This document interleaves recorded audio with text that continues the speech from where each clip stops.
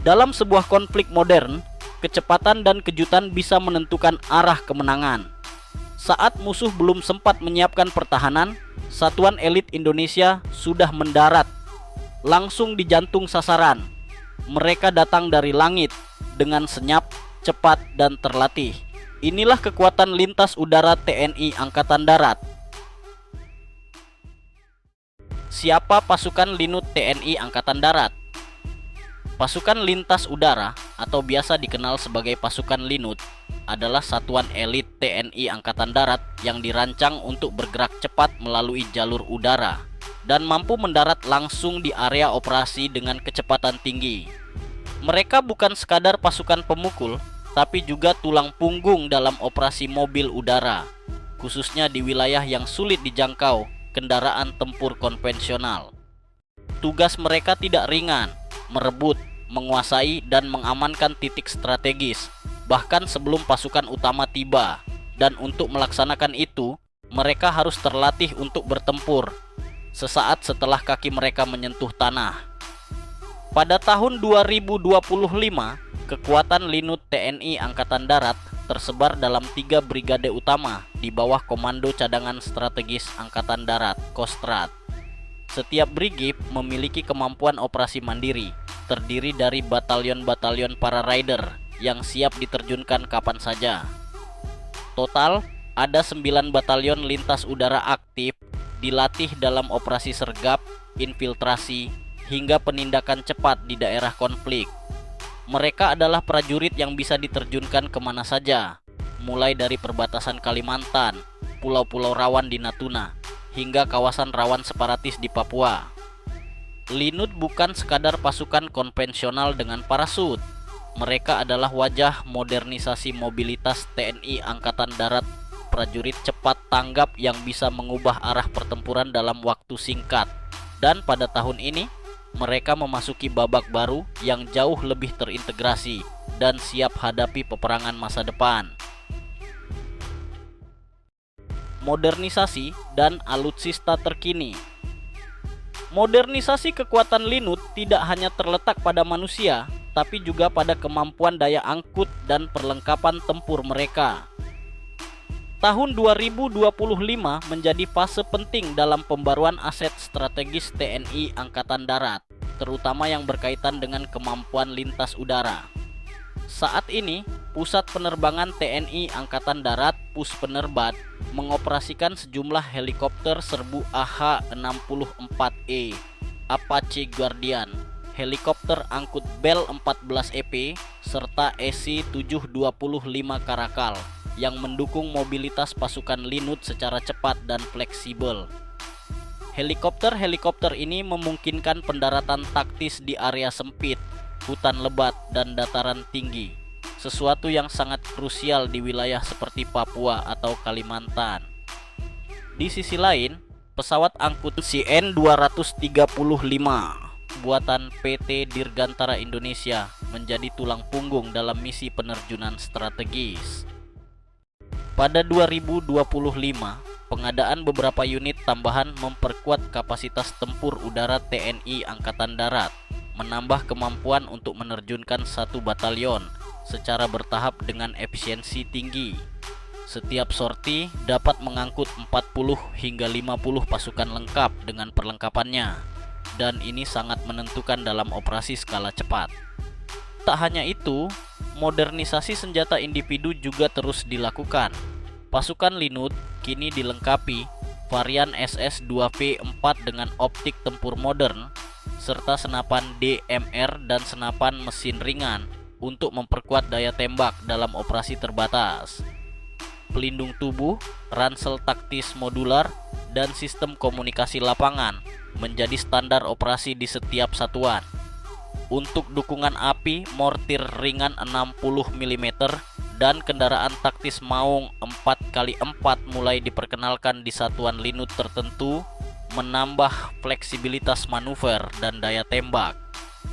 Modernisasi ini tidak hanya soal alat baru, ini adalah transformasi menyeluruh menuju pasukan yang tidak lagi sekadar penerjun, tetapi bagian dari sistem tempur gabungan yang bergerak cepat, terhubung, dan bisa dipercaya di setiap misi lintas medan dari Sabang hingga Merauke. Latihan tempur dan kesiapan operasi. Kekuatan militer bukan hanya diukur dari jumlah pasukan atau alutsista, tapi dari satu hal yang tidak bisa dibeli: kesiapan tempur. Dan disinilah pasukan Linut TNI Angkatan Darat menempatkan standar yang berbeda. Setiap tahun, Satuan Linut menjalani pelatihan intensif mulai dari penerjunan malam, pertempuran kota, infiltrasi hutan tropis, hingga operasi penguasaan bandara musuh.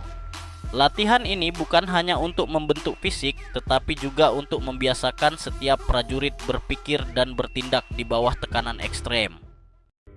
Dalam skala internasional, Linut Indonesia juga aktif dalam latihan bersama seperti Garuda Shield, yang pada 2024 diikuti oleh 14 negara, termasuk Amerika Serikat, Jepang, Inggris, Australia, dan Prancis.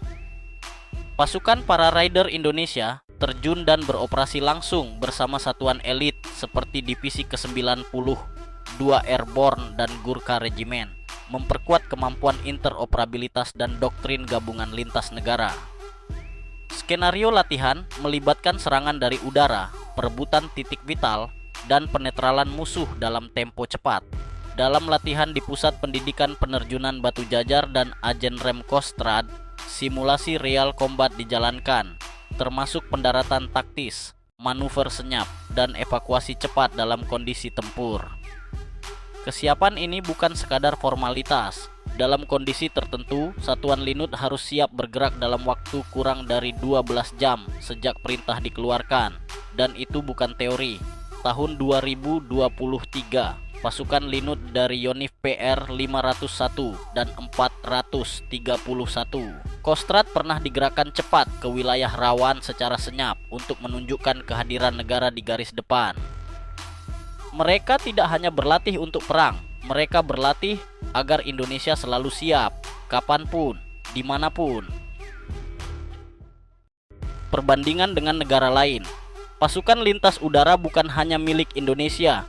Hampir semua kekuatan militer besar memiliki unit sejenis, karena dalam skenario perang modern, mobilitas vertikal adalah kunci dominasi. Jika dibandingkan, Indonesia memang belum menyamai kuantitas dan teknologi negara adidaya seperti Amerika Serikat. Misalnya, Divisi Udara ke-82 Amerika Serikat memiliki dukungan armada angkut C-17 Globemaster dan C-130 Hercules dalam jumlah besar, serta sistem komunikasi satelit yang sangat canggih. Namun, pendekatan kita berbeda. Pasukan lintas udara Indonesia lebih mengedepankan mobilitas dalam medan tropis, kemampuan operasi senyap, serta integrasi dengan kekuatan darat reguler dan satuan rider. Ini membuat mereka unggul dalam fleksibilitas regional, khususnya di geografi khas Asia Tenggara. Tiongkok, lewat unit Airborne Corps PLA, juga punya kekuatan luar biasa dalam penerjunan massal. Tapi sebagian besar fokus mereka adalah operasi di daratan luas dan zona logistik besar. Indonesia dengan ratusan pulau terpencil dan wilayah udara sempit membutuhkan kecepatan, bukan jumlah. Dan disinilah nilai strategis Linut TNI Angkatan Darat menjadi sangat unik. Negara tetangga seperti Malaysia dan Australia juga memiliki pasukan airborne yang kuat. Namun dalam hal pengalaman operasi real di dalam negeri, terutama di daerah konflik dan rawan separatisme, TNI Angkatan Darat memiliki jam terbang yang sangat tinggi. Ini membentuk prajurit Linut yang tidak hanya terlatih secara teori, tapi juga teruji dalam berbagai kondisi ekstrim. Dengan terus diperkuat oleh pus penerbat, pelatihan gabungan internasional, dan modernisasi alutsista buatan dalam negeri, Linut Indonesia kini menjadi kekuatan regional yang tangguh, bukan karena jumlah pesawat atau banyaknya pasukan, tapi karena kemampuannya beradaptasi dengan medan, beroperasi dengan presisi, dan bertindak lebih cepat dari perkiraan musuh. Mereka tidak bersuara keras, tapi ketika turun dari langit, efeknya bisa mengubah jalannya sejarah. Masa depan Linut TNI Angkatan Darat. Dalam dunia yang semakin tidak pasti, kekuatan militer bukan lagi soal siapa yang terbesar, tapi siapa yang paling siap. Dan pasukan lintas udara TNI Angkatan Darat terus bergerak ke arah itu. Siap, cepat, dan teruji. Tahun 2025 menjadi titik penting. Selain pembaruan alutsista, kini mulai diperkenalkan sistem pelatihan digital berbasis VR dan simulasi medan tempur untuk generasi penerus. Kemampuan night ops, koordinasi dengan UAV pengintai, hingga komunikasi taktis jarak jauh menjadi standar baru. Karena peperangan modern tidak lagi dimenangkan hanya dengan fisik, tapi dengan data dan kecepatan pengambilan keputusan. Prajurit Linut masa depan bukan hanya petarung, mereka adalah pion strategis yang bisa digerakkan dalam waktu singkat untuk menjaga titik-titik vital kedaulatan. Dan dalam beberapa tahun ke depan, rencana penguatan batalion cadangan Linut dan pembentukan satuan reaksi cepat lintas wilayah mulai disiapkan. Semua ini adalah bagian dari peta jalan TNI Angkatan Darat untuk menjawab ancaman asimetris dan geopolitik regional yang makin kompleks. Pasukan lintas udara tidak selalu tampil di berita utama, tapi mereka selalu jadi pasukan pertama yang digerakkan dan terakhir yang ditarik pulang. Mereka adalah kekuatan senyap yang menjaga Indonesia tetap tegak dari langit ke bumi hingga hati rakyatnya. Inilah mereka, pasukan lintas udara Tentara Nasional Indonesia Angkatan Darat. Cepat, senyap, mematikan, dan kini lebih siap dari sebelumnya.